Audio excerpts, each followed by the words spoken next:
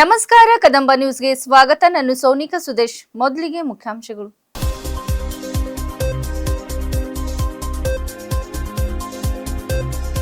ಓಲೈಕೆ ರಾಜಕೀಯದಿಂದ ರಾಜ್ಯ ಹಿಂದುಳಿದಿದೆ ವಿಜೇಂದ್ರ.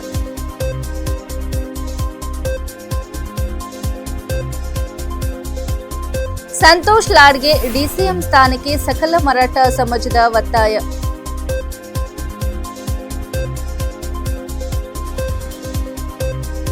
ಐದು ವರ್ಷ ಸರ್ಕಾರ ಉಳಿಯಲ್ಲ, ಕಾಂಗ್ರೆಸ್ ವಿರುದ್ಧ ಪ್ರಭು ಚವ್ಹಾಣ್ ವಾಗ್ದಾಳಿ.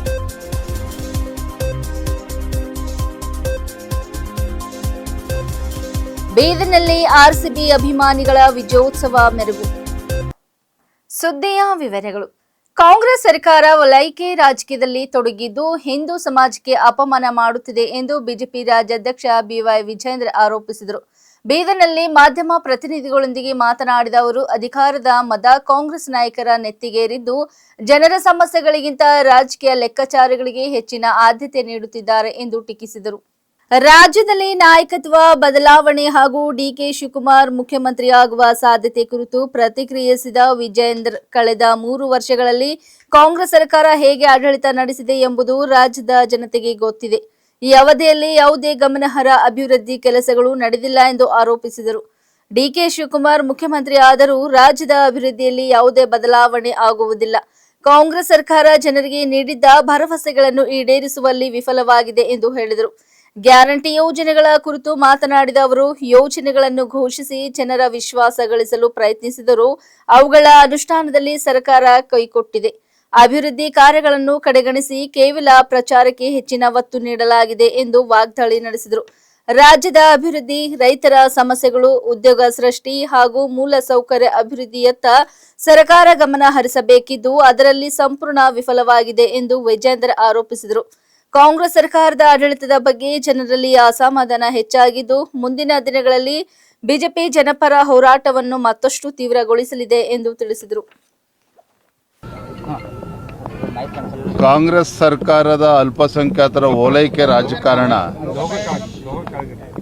ಇವರ ಓಲೈಕೆ ರಾಜಕಾರಣದ ಪರಿಣಾಮ ಒಂದು ಕಡೆ ಆದರೆ ಹಿಂದೂಗಳಿಗೆ ಅಪಮಾನ ಮಾಡುವಂತ ಕೆಲಸ ಕಾಂಗ್ರೆಸ್ ಸರ್ಕಾರ ಬಂದಾಗಲಿಂದಲೂ ಕೂಡ ನಡ್ಕೊಂಡು ಬರ್ತಾ ಇದೆ.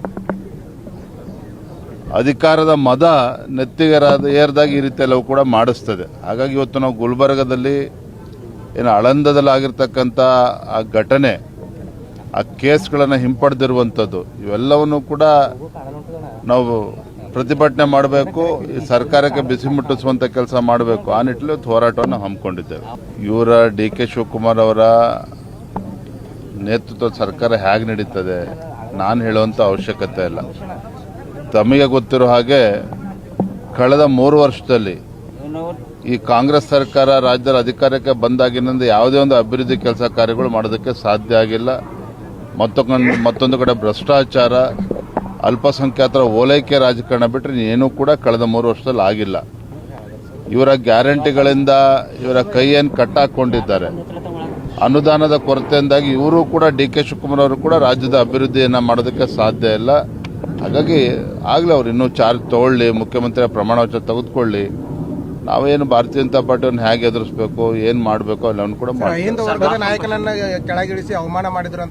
ಸಾಕಷ್ಟು ಸಮಯ ಇದೆ. ಎಲ್ಲವನ್ನು ಕೂಡ ಚರ್ಚೆ ಮಾಡೋದಕ್ಕೆ ಫಸ್ಟು ಡಿ ಕೆ ಶಿವಕುಮಾರ್ ಅವರು ಅಧಿಕಾರ ವಹಿಸಿಕೊಳ್ಳಿ, ತದನಂತರ ನಾವು ಏನು ಮಾತಾಡಬೇಕು ಮಾತಾಡ್ತೀವಿ.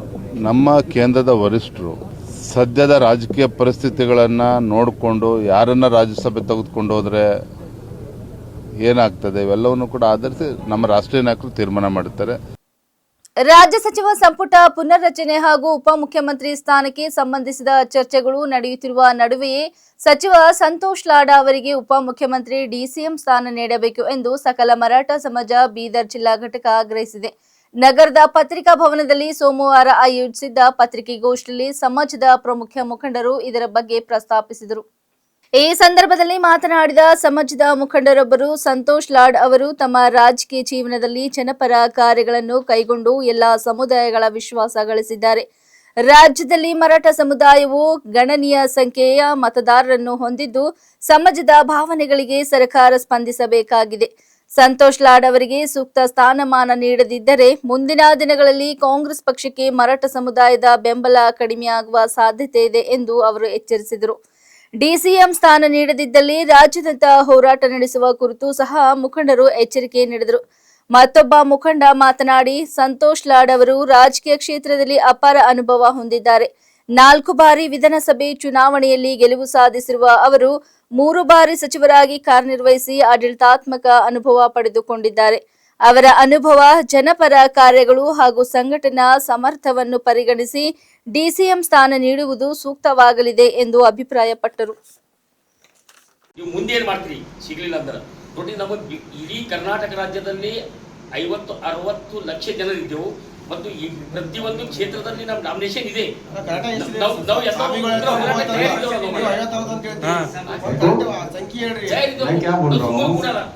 ನಾವು ನಿರ್ಣಯ ತಗೋಬೇಕಾಗ್ತದೆ.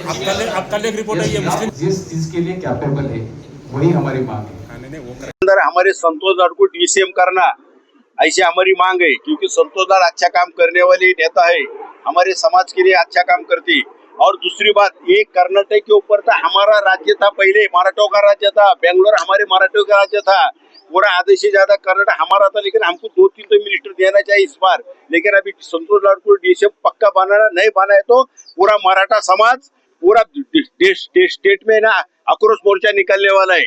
और कांग्रेस को मराठी वोट चाहिए तो संतोष लाड को डीसीएम बनाना जरूरी है, न तो फिर कांग्रेस के वोट मराठी वोट खत्म होते। एक अभ्यासु नेता है, कर्तव्य दक्ष है और अनुभवी नेता है। 4 बार एमएलए बने हैं, 3 बार मिनिस्टर बने हैं। उनका राजकीय कार्यक्षेत्र में योगदान बड़ा है, उनका अनुभव भी बड़ा है। तो हमारी पूरी मराठा समाज और ओबीसी समाज की मांग है कि इस कोटे से उनको डिप्टी सीएम कर्नाटक राज्य में बनाया जाए। पूरा ओबीसी समाज, सकल मराठा समाज लाड साहब के साथ करते हैं। कोशिश करने वालों की हार नहीं होती, कोशिश करना हमारा कार्य और काम करने वाले को न्याय मिलता है, ये तो दुनिया की रीत है। तो सभी रिलीजन वाले का कास्ट पे देखो, सरकार का वो अपनी, ये हमारी मांग रहेगी। और आप कास्ट के बेस पे मांग रहे हैं, काम उनके काम के ऊपर मांग रहे हैं। सब समाज और कास्ट उनके साथ हमेशा है, उनके काम के लिए हम देख रहे हैं। उनके काम का जो पावती बोलते हैं वही मिलना चाहिए हमको, बाकी कुछ नहीं। ರಾಜ್ಯ ಸರ್ಕಾರದ ಆಡಳಿತ ವೈಫಲ್ಯ, ಅಭಿವೃದ್ಧಿ ಕೊರತೆ ಹಾಗೂ ಕಾಂಗ್ರೆಸ್ ಪಕ್ಷದ ಆಂತರಿಕ ರಾಜಕೀಯ ಬೆಳವಣಿಗೆಗಳ ಕುರಿತು ಬಿಜೆಪಿ ಶಾಸಕ ಪ್ರಭು ಬಿ ಚವ್ಹಾಣ್ ತೀವ್ರ ಟೀಕೆ ವ್ಯಕ್ತಪಡಿಸಿದರು. ಬೀದರ್ನಲ್ಲಿ ಮಾಧ್ಯಮ ಪ್ರತಿನಿಧಿಗಳೊಂದಿಗೆ ಮಾತನಾಡಿದ ಅವರು, ಕಳೆದ 3 ವರ್ಷಗಳಲ್ಲಿ ರಾಜ್ಯದಲ್ಲಿ ಯಾವುದೇ ಗಮನಾರ್ಹ ಅಭಿವೃದ್ಧಿ ಕಾರ್ಯಗಳು ನಡೆದಿಲ್ಲ. ಸರ್ಕಾರ ತನ್ನ ನೌಕರರಿಗೂ ಸಮರ್ಪಕವಾಗಿ ಸಂಬಳ ನೀಡಲು ವಿಫಲವಾಗಿದೆ ಎಂದು ಆರೋಪಿಸಿದರು. ಕಾಂಗ್ರೆಸ್ ಪಕ್ಷದ ನಾಯಕತ್ವ ಬದಲಾವಣೆ ಕುರಿತು ಪ್ರತಿಕ್ರಿಯಿಸಿದ ಅವರು, ಉಪಮುಖ್ಯಮಂತ್ರಿ ಡಿಕೆ ಶಿವಕುಮಾರ್ ಅವರು ಕಳೆದ 3 ವರ್ಷಗಳಿಂದ ಮುಖ್ಯಮಂತ್ರಿಯಾಗುವ ಕನಸು ಕಾಣುತ್ತಿದ್ದರು. ಇದೀಗ ಅವರು ಮುಖ್ಯಮಂತ್ರಿ ಆಗುತ್ತಿದ್ದಾರೆ. ಇದರಿಂದ ಬಿಜೆಪಿಗೆ ಯಾವುದೇ ತೊಂದರೆ ಇಲ್ಲ. ಆದರೆ ಮುಖ್ಯಮಂತ್ರಿ ಸ್ಥಾನದಿಂದ ಸಿದ್ದರಾಮಯ್ಯ ಅವರನ್ನು ಕೆಳಗಿಳಿಸಿರುವುದು ದೊಡ್ಡ ತಪ್ಪು ಎಂದು ಅಭಿಪ್ರಾಯಪಟ್ಟರು. ಇದೇ ವೇಳೆ ರಾಜ್ಯ ಸರ್ಕಾರದ ಭವಿಷ್ಯದ ಕುರಿತು ಮಾತನಾಡಿದ ಅವರು, ಈ ಸರ್ಕಾರ ತನ್ನ 5 ವರ್ಷದ ಅವಧಿಯನ್ನು ಪೂರ್ಣಗೊಳಿಸುವುದಿಲ್ಲ. 2028ರ ವಿಧಾನಸಭೆ ಚುನಾವಣೆಗೂ ಮುನ್ನವೇ ರಾಜ್ಯದಲ್ಲಿ ಮರು ಚುನಾವಣೆ ನಡೆಯುವ ಸಾಧ್ಯತೆ ಇದೆ ಎಂದು ಭವಿಷ್ಯ ನುಡಿದರು. ಗ್ಯಾರಂಟಿ ಯೋಜನೆಗಳ ಬಗ್ಗೆ ಟೀಕಿಸಿದ ಅವರು, ಜನರ ಮನ ಗೆಲ್ಲುವ ಉದ್ದೇಶದಿಂದ ಕಾಂಗ್ರೆಸ್ ಸರ್ಕಾರ ಹಲವು ಗ್ಯಾರಂಟಿ ಯೋಜನೆಗಳನ್ನು ಜಾರಿಗೆ ತಂದಿದ್ದರೂ ಅವುಗಳನ್ನು ಸಮರ್ಪಕವಾಗಿ ಅನುಷ್ಠಾನಗೊಳಿಸುವಲ್ಲಿ ವಿಫಲವಾಗಿದೆ ಎಂದು ಆರೋಪಿಸಿದರು. ಸರ್ಕಾರದ ಒಂದು ಸಮುದಾಯಕ್ಕೆ ಮಾತ್ರ ಹೆಚ್ಚಿನ ಆದ್ಯತೆ ನೀಡುತ್ತಿದೆ ಎಂದು ಆರೋಪಿಸಿದ ಪ್ರಭು ಚವ್ಹಾಣ್, ಕಾಂಗ್ರೆಸ್ ಪಕ್ಷ ಹಿಂದೂ ವಿರೋಧಿ ಹಾಗೂ ಗೋ ವಿರೋಧಿ ನೀತಿಗಳನ್ನು ಅನುಸರಿಸುತ್ತಿದೆ ಎಂದು ವಾಗ್ದಾಳಿ ನಡೆಸಿದರು. ಕಾಂಗ್ರೆಸ್ ಪಕ್ಷದ ಆಂತರಿಕ ಬೆಳವಣಿಗೆಗಳ ಬಗ್ಗೆ ಪ್ರತಿಕ್ರಿಯಿಸಿದ ಅವರು, ಕಾಂಗ್ರೆಸ್ ನಮ್ಮ ರಾಜಕೀಯ ಎದುರಾಳಿ. ಅವರ ಪಕ್ಷದೊಳಗಿನ ಬೆಳವಣಿಗೆಗಳನ್ನು ನಾವು ರಾಜಕೀಯ ದೃಷ್ಟಿಕೋನದಿಂದ ನೋಡುತ್ತೇವೆ. ವೈಯಕ್ತಿಕ ದ್ವೇಷ ಅಥವಾ ಸಂತೋಷದ ದೃಷ್ಟಿಯಿಂದ ನೋಡುವ ಪ್ರಶ್ನೆಯೇ ಇಲ್ಲ. ಕಾಂಗ್ರೆಸ್ನಲ್ಲಿ ಏನೇ ಬೆಳವಣಿಗೆ ನಡೆದರೂ ಅದು ಅವರ ಆಂತರಿಕ ವಿಚಾರ. ಅದರಿಂದ ನಾವು ಖುಷಿ ಪಡಬೇಕಾದ ಅಗತ್ಯವಿಲ್ಲ ಎಂದು ಹೇಳಿದರು. ಬಿಜೆಪಿ ಕಾರ್ಯಕರ್ತರು ಹಾಗೂ ನಾಯಕರು ಪಕ್ಷದ ಸಿದ್ಧಾಂತ, ಸಂಘಟನೆ ಮತ್ತು ಜನಸೇವೆಗಾಗಿ ಕೆಲಸ ಮಾಡಬೇಕು. ಪರಸ್ಪರ ಆರೋಪ ಪ್ರತ್ಯಾರೋಪಗಳಲ್ಲಿ ತೊಡಗಿಕೊಳ್ಳುವುದಕ್ಕಿಂತ ಪಕ್ಷವನ್ನು ಮತ್ತಷ್ಟು ಬಲಪಡಿಸುವತ್ತ ಗಮನ ಹರಿಸಬೇಕು ಎಂದು ಅವರು ಕರೆ ನೀಡಿದರು. ಯಾವ ಥರ ಅಭಿವೃದ್ಧಿಗೆ ಬ್ರೇಕ್ ಹಾಕ್ಯಾರ, ಯಾವ ಥರ ಜನರಿಗೆ ಮೋಸ ಮಾಡ್ಯಾರ, ಯಾವ ಥರ ಜನರಿಗೆ ಧೋಕಾ ಮಾಡ್ಯಾರ, ತಾವೆಲ್ಲ ಸಾಕ್ಷಿ ಇದ್ದೀರಿ. 3 ವರ್ಷದಿಂದ ಒಂದು ಭೀ ಅಭಿವೃದ್ಧಿ ಆಗ್ತಾ ಇಲ್ಲ. ಅಭಿವೃದ್ಧಿ ಬೇರೆ, ನನ್ನ ಎಂಪ್ಲಾಯೀಸ್ಗೆ ಸ್ಯಾಲರಿ ಆಗ್ತಾ ಇಲ್ಲ. ಇಂಥ ಕಠಿಣ ಪರಿಸ್ಥಿತಿನಲ್ಲಿ ಕಾಂಗ್ರೆಸ್ ಅವರು CM ಚೇಂಜ್ ಮಾಡ್ಯಾರ ಅವರು ಡಿ ಕೆ ಅವರು 3 ವರ್ಷದಿಂದ ನಾವು CM ಆಗ್ತೀನಿ ಅವರು CM ಆಗ್ತಾ ಇದ್ದಾರೆ. ಆಗಲಿ, ನಮ್ಮದೇನು ಅವರು ವಿರೋಧ ಇಲ್ಲ. ಬಟ್ ಯಾವ ಥರ ನಮ್ಮ ಸಿದ್ದರಾಮಯ್ಯ ಅವರು 78 ವರ್ಷ ಮನುಷ್ಯ, ಅವರು 2 ಟೈಮ್ CM, ಅವ್ರಿಗೆ ಅನ್ಯಾಯ ಆಗಬಾರ್ದು. ಎಲ್ಲ ಥರ ನೋಡ್ರಿ, CM ಆದಮೇಲೆ ಏನೇನು ವಿರೋಧ ಬರುತ್ತೆ ಅಂತ ನೋಡ್ರಿ. ಈ ಥರ ಸಿದ್ದರಾಮಯ್ಯಗೆ ಕೆಳಗೆ ಇರಬಾರ್ದಿತ್ತು. ಯಾಕಂದರೆ ಅವರು ಗಟ್ಟಿ ನಾಯಕರು, ಆಮೇಲೆ ಅಹಿಂದ ನಾಯಕರು, ಎಷ್ಟೋ ಜನ ಆಗ ಪ್ರಮುಖ ನಾಯಕರು. ಅವರಿಗೆ ಕಣ್ಣಲ್ಲಿ ನೀರು ಬಂತು. ಎಷ್ಟು ಅನ್ಯಾಯ ಆಗಿದೆ ಸಿದ್ದರಾಮಯ್ಯಗೆ, ನನ್ನ ಕಣ್ಣಿಗೆ ನೀರು ಬಂತು. ಈ ಪರಿಸ್ಥಿತಿ ಯಾಕೆ ಬಂದರು ಗೊತ್ತಿಲ್ಲ. ಅದಕ್ಕಾಗಿ ಈ ಸರ್ಕಾರ ಫೇಲ್ಯೂರ್ ಸರ್ಕಾರ ಇದೆ. ಡಿ ಕೆ ಆಗಲಿ ಬೇರೆ ಆಗಲಿ ಅವ್ರಿಗೆ ದುಡೇ ಇಲ್ಲ, ಕೆಲಸ ಮಾಡಿದಾಗ ದುಡೇ ಇಲ್ಲ. ಏನು ಮಾಡ್ತಾರೆ ಎಲ್ಲ ನೋಡಿರಿ. ನಾವು ನಮ್ಮ ಬೀದರ್ ಎಲ್ಲ ರೋಡ್ ಕಟ್ಟಾಗಿದೆ, ಒಂದು ನ್ಯಾಯ ಪೈಸಾ ಕೊಡ್ತಾ ಇಲ್ಲ. ನಾವು ನೋಡಬೇಕು ಸಿರಿಪ್ ಕಲ್ಯಾಣ ಕರ್ನಾಟಕ ಅಷ್ಟೇ, ಬಾಕಿ ಬಿಡಿದ್ರೆ ಒಂದು ಕೆಲಸ ಪೈಸಾ ಬರ್ತಾ ಇಲ್ಲ. ಕೋಟಿ ಹೇಳ್ತಾರೆ ನನ್ನ ನಾಮಕೆ ವಾಸ್ತೆ, ಬೇರೆ ಆಂದೋಲನ ಕೊಡ್ತಾರೆ, ಬೇರೆ ಆಂದೋಲನ ಕೊಟ್ಟಿಲ್ಲ. ನಾವು ಹೇಳ್ತಾ ಇದ್ದೀನಿ ನೋಡ್ರಿ, ಅವರು ಅಧಿಕಾರ ಸ್ವೀಕಾರಲಿ, ಆಮೇಲೆ ಮುಖ್ಯಮಂತ್ರಿ ಆಗಲಿ, ಇವತ್ತು ಹೇಳೋಕ್ಕಾಗಲ್ಲ. ಬಟ್ ಎಲ್ಲ ಕಡೆ ನಾವು ಇಲ್ಲ, ಕರ್ನಾಟಕ ರಾಜ್ಯದ 7 ಕೋಟಿ ಜನತೆ ಹೇಳ್ತಾ ಇದ್ದಾರೆ ಈ ಸರ್ಕಾರ ನಡೆಯಲ್ಲ, ಪೂರ್ತ ಅವಧಿ ಆಗಲ್ಲ. ನಮ್ದು 2028 ಮುಂಚೆ ನಾನು ಚುನಾವ್ ಹೋಗಬೇಕು ಆಗತ್ತೆ. ನೋಡ್ರಿ, ನಾನು ಹೇಳ್ತಾ ಇದ್ದೀನಿ, ಸಿದ್ದರಾಮಯ್ಯ ಇಲ್ಲ, 3 ವರ್ಷದಿಂದ ಅವ್ರು ಸಾಧನೆ ಮಾಡ್ಯಾರ, ಜನರಿಗೆ ಧೋಕಾ ಹೇಳಿ ಗ್ಯಾರಂಟಿ ಅನ್ನಪ್ಪ ಬಂದಾರ, ಎಲ್ಲ ನೋಡ್ತಾ ಇದ್ದಾರೆ. ಒಂದೇ ಕಾರಣ ಇಲ್ಲ, ಸಿದ್ದರಾಮಯ್ಯ ಒಂದೇ ಇಲ್ಲ, ಸಿದ್ದರಾಮಯ್ಯ ಒಂದೇ ಲಾಭ ಬೇರೆ, ನಾನು ಇದು ಹೋಗಲ್ಲ. ಬಟ್ ಅಭಿವೃದ್ಧಿ ಶೂನ್ಯ ಇದೆ, ಅಭಿವೃದ್ಧಿ 0 ಇದೆ. ಅದಕ್ಕಾಗಿ ಕರ್ನಾಟಕ ಮಹಾಜನತವ್ರು ನಾರಾಜವ ಕಾಂಗ್ರೆಸ್ ಮೇಲೆ. ಅದಕ್ಕಾಗಿ ಈ ಟೈಮ್ ನಾನು ಜನತಾ ಆಶೀರ್ವಾದದಿಂದ 100% 2/3 ಮೆಜಾರಿಟಿ ನಮ್ಮ ರಾಜ್ಯಾಧ್ಯಕ್ಷ ನೇತೃತ್ವದಲ್ಲಿ ಬರುತ್ತೆ, ಪಕ್ಕಾ ವಿಷಯ ಬರುತ್ತೆ. ನಾನು ಹೇಳ್ತಾ ಇದ್ದೀನಿ, ಕಾಂಗ್ರೆಸ್ ಅಂತರ್ಗತ ಮಾಮಲ ಅವ, ನಾನು ವಿರೋಧಿಯನ್ನು ಏನು ಹೇಳಿ. ಬಟ್ ಈ ಸರ್ಕಾರ ಪೂರ್ತಿ ವರ್ಷ ಮಾಡಲ್ಲ ಅಷ್ಟೇ ಹೇಳ್ತೀವಿ. ನಾನು ಹೇಳ್ತಾ ಇದ್ದೀನಿ, ನಾವು 3 ವರ್ಷದಲ್ಲಿ ಸಿದ್ದರಾಮಯ್ಯ ಸರ್ಕಾರ ಯಾವ ಬಿ ಕೆಲಸ ಸರಿ ಮಾಡಿಲ್ಲ. ಆಮೇಲೆ ಮುಸ್ಲಿಂ ಸಮಾಜಕ್ಕೆ ಖುಷ್ ಮಾಡ್ಲಾಕ ಹಿಂದೂಗೆ ಅನ್ಯಾಯ ಮಾಡಿದಾರೆ. ನಾನು ಹೇಳ್ತಾ ಇದ್ದೀನಿ, ಕಾಂಗ್ರೆಸ್ ಸರ್ಕಾರ ಹಿಂದೂ ವಿರೋಧಿ ಸರ್ಕಾರ, ಗೋ ಹತ್ಯಾ ವಿರೋಧಿ ಸರ್ಕಾರ, ಗೋ ಮಾತಾ ವಿರೋಧಿ ಸರ್ಕಾರ. ಇಂಡಿಯನ್ ಪ್ರೀಮಿಯರ್ ಲೀಗ್ IPL ಪಂದ್ಯಾವಳಿಯಲ್ಲಿ ರಾಯಲ್ ಚಾಲೆಂಜರ್ಸ್ ಬೆಂಗಳೂರು RCB ತಂಡದ ಭರ್ಜರಿ ಗೆಲುವಿನ ಹಿನ್ನೆಲೆಯಲ್ಲಿ ಬೀದರ್ ನಗರದ ಅಂಬೇಡ್ಕರ್ ವೃತ್ತದಲ್ಲಿ ಅಭಿಮಾನಿಗಳು ಸಂಭ್ರಮಾಚರಣೆ ನಡೆಸಿದರು. ತಂಡದ ಗೆಲುವಿನ ಸುದ್ದಿ ತಿಳಿಯುತ್ತಿದ್ದಂತೆಯೇ ನೂರಾರು ಅಭಿಮಾನಿಗಳು ಅಂಬೇಡ್ಕರ್ ವೃತ್ತಕ್ಕೆ ಆಗಮಿಸಿ ಪಟಾಕಿ ಸಿಡಿಸಿ ಸಿಹಿ ಹಂಚಿ ತಮ್ಮ ಸಂತಸವನ್ನು ವ್ಯಕ್ತಪಡಿಸಿದರು. RCB ಧ್ವಜಗಳನ್ನು ಹಿಡಿದುಕೊಂಡು ಅಭಿಮಾನಿಗಳು ತಂಡದ ಪರ ಘೋಷಣೆಗಳನ್ನು ಕೂಗಿ ವಿಜಯೋತ್ಸವ ಆಚರಿಸಿದರು. ಯುವಕರು ಹಾಗೂ ಕ್ರಿಕೆಟ್ ಪ್ರೇಮಿಗಳು ತಂಡದ ಆಟಗಾರರ ಸಾಧನೆಯನ್ನು ಶ್ಲಾಘಿಸಿ RCB ಈ ಬಾರಿ ಉತ್ತಮ ಪ್ರದರ್ಶನ ನೀಡುತ್ತಿದೆ ಎಂದು ಹರ್ಷ ವ್ಯಕ್ತಪಡಿಸಿದರು. ಕೆಲವರು ಬೈಕ್ ರ್ಯಾಲಿ ನಡೆಸಿ ನಗರದ ಪ್ರಮುಖ ರಸ್ತೆಗಳಲ್ಲಿ ಸಂಚರಿಸಿ ಸಂಭ್ರಮ ಹಂಚಿಕೊಂಡರು. ಅಂಬೇಡ್ಕರ್ ವೃತ್ತದಲ್ಲಿ ಕೆಲಕಾಲ ಹಬ್ಬದ ವಾತಾವರಣ ನಿರ್ಮಾಣವಾಗಿದ್ದು ಅಭಿಮಾನಿಗಳ ಉತ್ಸಾಹ ಗಮನ ಸೆಳೆಯಿತು. ಸಾರ್ವಜನಿಕ ಶಾಂತಿ ಕಾಪಾಡುವ ನಿಟ್ಟಿನಲ್ಲಿ ಪೊಲೀಸರು ಅಗತ್ಯ ಬಂದೋಬಸ್ತ್ ಕೈಗೊಂಡಿದ್ದರು. RCB ತಂಡ ಮುಂದಿನ ಪಂದ್ಯಗಳಲ್ಲಿಯೂ ಇದೇ ರೀತಿಯ ಪ್ರದರ್ಶನ ಮುಂದುವರಿಸಿ ಪ್ರಶಸ್ತಿ ಗೆಲ್ಲಲಿ ಎಂದು ಅಭಿಮಾನಿಗಳು ಆಶಿಸಿದರು.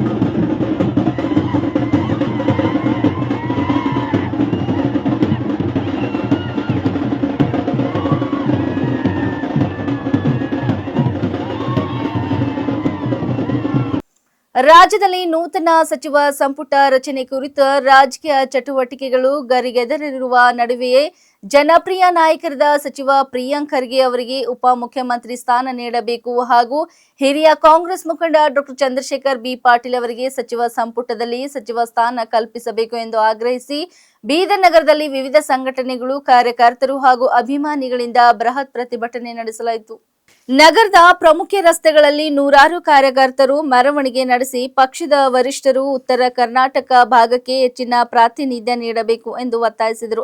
ಪ್ರಿಯಾಂಕ್ ಖರ್ಗೆ ಅವರು ಸರ್ಕಾರದ ವಿವಿಧ ಯೋಜನೆಗಳನ್ನು ಜನರಿಗೆ ತಲುಪಿಸುವಲ್ಲಿ ಹಾಗೂ ಪಕ್ಷದ ಪರವಾಗಿ ಪರಿಣಾಮಕಾರಿಯಾಗಿ ಕಾರ್ಯನಿರ್ವಹಿಸಿರುವ ಹಿನ್ನೆಲೆ ಅವರಿಗೆ ಉಪಮುಖ್ಯಮಂತ್ರಿ ಸ್ಥಾನ ನೀಡುವುದು ಸೂಕ್ತ ಎಂದು ಪ್ರತಿಭಟನಾಕಾರರು ಅಭಿಪ್ರಾಯಪಟ್ಟರು.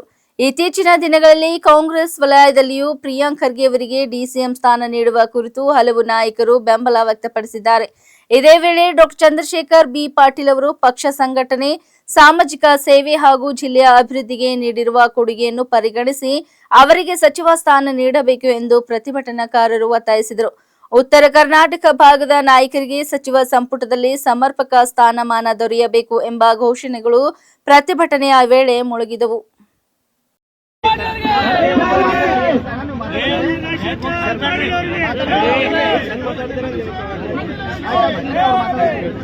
ಪ್ರಜೆಗಳಿಂದಾಗಿ ಪ್ರಜೆಗಳಿಗೋಸ್ಕರ ಪ್ರಜೆಗಳಿಗಾಗಿ ರಚಿತವಾಗಿರತಕ್ಕ ಸರ್ಕಾರವನ್ನು ಪ್ರಜಾಪ್ರಭುತ್ವ ಅಂತ ಹೇಳ್ತಾ ಇದ್ದೀವಿ. ಇವತ್ತು ಕಲ್ಯಾಣ ಕರ್ನಾಟಕ ಭಾಗದಲ್ಲಿ ಸರಿಸುಮಾರು 50 ವರ್ಷಗಳಿಂದ ಸನ್ಮಾನ್ಯ ಶ್ರೀ ರಾಜಶೇಖರ್ ಪಾಟೀಲ್ ಅವರು ಹಾಗೂ ಡಾಕ್ಟರ್ ಚಂದ್ರಶೇಖರ್ ಪಾಟೀಲ್ ಅವರು, ಭೀಮರಾವ್ ಪಾಟೀಲ್ ಅವರು ಹಾಗೂ ಪಾಟೀಲ್ ಪರಿವಾರ ಇಲ್ಲಿವರೆಗೆ ಸುದೀರ್ಘವಾಗಿ ಏನಪ್ಪಾ ಅಂದ್ರೆ 371 ಜೆ ಕಲಂ ಸಲುವಾಗಿ ಹೋರಾಟ ಮಾಡಿರ್ತಕ್ಕಂಥ ತಮಗೆಲ್ಲರಿಗೂ ಗೊತ್ತಿದೆ. ಇವತ್ತು ನಮ್ಮ ಉಪಮುಖ್ಯಮಂತ್ರಿ ಸ್ಥಾನವನ್ನ ಪ್ರಿಯಾಂಕ ಖರ್ಗೆ ಸಾಹೇಬರಿಗೆ ಮತ್ತು ಶಿಕ್ಷಣ ಕ್ಷೇತ್ರದಲ್ಲಿ ಇದೇನು ಬಿಜೆಪಿ ಗಡ್ ಅಂತ ಹೇಳ್ತಾ ಇದ್ರು, ಸರಿಸುಮಾರವಾಗಿ 2 ಸಲ ಇವತ್ತೇನಪ್ಪ MLC ಆಗಿ ಇವತ್ತೇನಪ್ಪ ಅಂದ್ರೆ ಎಲ್ಲಾ ಸಮಾಜವನ್ನ ಒಟ್ಟು ತೆಗೆದುಕೊಂಡು ಸಮಬಾಳು ಸಮ ಸ್ಥಾನ ಅಂತಕ್ಕಂಥ ನಮ್ಮ ಸರ್ಕಾರದ ಒಂದು ವಾಕ್ಯ ಇದೆ. ಅದಕ್ಕೆ ಅನುಗುಣವಾಗಿ ಏನಪ್ಪ ಎಲ್ಲರನ್ನ ಸರಿಸಮಾನವಾಗಿ ತೆಗೆದುಕೊಂಡು ಹೋಗ್ತಕ್ಕಂಥ ಪಾಟೀಲ್ ಪರಿವಾರದ ಇವತ್ತು MLC ಆಗಿ 2ನೇ ಸಲ ಆಯ್ಕೆ ಆಗಿರ್ತಕ್ಕಂಥ ಡಾಕ್ಟರ್ ಚಂದ್ರಶೇಖರ್ ಪಾಟೀಲ್ ಅವರಿಗೆ ಏನಪ್ಪಾ ಅಂದ್ರೆ ಸಚಿವ ಸಂಪುಟದಲ್ಲಿ ಸಚಿವ ಸ್ಥಾನವನ್ನು ಕೊಡಬೇಕು. ಅದೇ ರೀತಿಯಾಗಿ ಇವತ್ತು ಪ್ರಿಯಾಂಕ ಖರ್ಗೆ ಅವರು ಅವ್ರಿಗೆ ಕೊಟ್ಟಿರ್ತಕ್ಕಂಥ ಸ್ಥಾನಮಾನಗಳನ್ನ ಅತ್ಯಂತ ಪಾರದರ್ಶಕವಾಗಿ ಒಂದೇ ಕಪ್ಪು ಚುಕ್ಕಿ ಇರಲಾರದೆ ಏನಪ್ಪ ನಿಭಾಯಿಸಿಕೊಂಡು ಹೋಗಿದ್ದಾರೆ. ಅವರಿಗೂ ಉಪಮುಖ್ಯಮಂತ್ರಿ ಸ್ಥಾನವನ್ನು ಕೊಡಬೇಕು ಅಂತಕ್ಕಂಥದ್ದು ನಮ್ಮ ಮೂಲ ಬೇಡಿಕೆಯನ್ನು ಇಟ್ಕೊಂಡಪ್ಪ ಇವತ್ತು ನಾವು ಬೀದರ್ನಲ್ಲಿ ಒಂದು ಹೋರಾಟವನ್ನು ಕೈಗೊಂಡಿದ್ದೇವೆ. ತಮ್ಮಲ್ಲಿ ನಾನು ವಿನಂತಿ ಮಾಡ್ಕೊಳ್ತಾ ಇದ್ದೇನೆ. ಯಾಕಂತಂದ್ರೆ ಡಾಕ್ಟರ್ ಚಂದ್ರಶೇಖರ್ ಪಾಟೀಲ್ ಅವರು ಮತ್ತು ನಮ್ಮ ರಾಜಶೇಖರ್ ಬಿ ಪಾಟೀಲ್ ಅವರು, ವಿಶೇಷವಾಗಿ ಬಿ ಪಾಟೀಲ್ ಅವರು, ಪಾಟೀಲ್ ಪರಿವಾರನೇ ಸುಮಾರು 50 ವರ್ಷಗಳಿಂದ ಈ ಭಾಗದಲ್ಲಿ ಏನಪ್ಪಾ ಅಂದ್ರೆ ತನ್ನದೇ ಆಗಿರ್ತಕ್ಕಂಥ ಯಾವುದೇ ಧರ್ಮ, ಜಾತಿ, ಜನಾಂಗ ಅಲ್ಲಾರದೆ ಎಲ್ಲರಿಗೂ ಸರಿ ಸಮಾನವಾಗಿ ಸಮಬಾಳು ಅಂತಕ್ಕಂಥದ್ದು ನೈತಿಕತೆಯ ಮೂಲಕ ಆ ಕುಟುಂಬದವ್ರಿಗೆ ಮಾಡಿರ್ತಕ್ಕಂಥ ಕೆಲಸ ಕಾರ್ಯಕ್ಕೆ ಈಗ ಡಾಕ್ಟರ್ ಚಂದ್ರಶೇಖರ್ ಪಾಟೀಲ್ ಅವರಿಗೆ ಏನಪ್ಪಾ ಅಂತಂದ್ರೆ ಸಚಿವ ಸಂಪುಟದಲ್ಲಿ ಸ್ಥಾನವನ್ನು ಕೊಡಬೇಕು. ಇಲ್ಲಿವರೆಗೆ ಸುದ್ದಿ ಕೊಟ್ಟಿದ್ದು ನಾನು ಸೋನಿಕಾ ಸುದೇಶ್. ಮುಂದಿನ ಸುದ್ದಿಯೊಂದಿಗೆ ಮತ್ತೆ ಭೇಟಿಯಾಗೋಣ. ವಂದನೆಗಳು.